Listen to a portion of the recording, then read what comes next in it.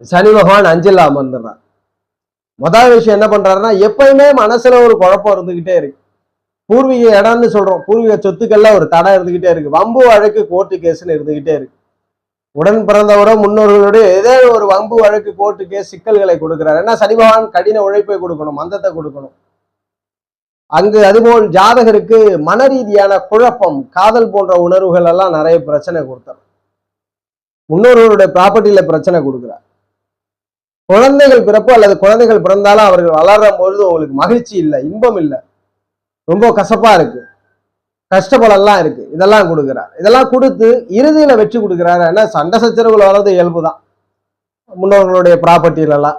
அதுபோல் மனசு குழப்பம் அடையிறதும் ஏதோ ஒரு கால சூழ்நிலையில குழப்பம் ஆயிடும், ரொம்ப கஷ்டப்படுற மாதிரி தான் இருக்கும். அது நிரந்தரமா இருந்துருமா அல்லது தீர்வு கிடைச்சிருமா அப்படின்னும் பொழுது 5ல் இருந்த சனி பகவான் குரு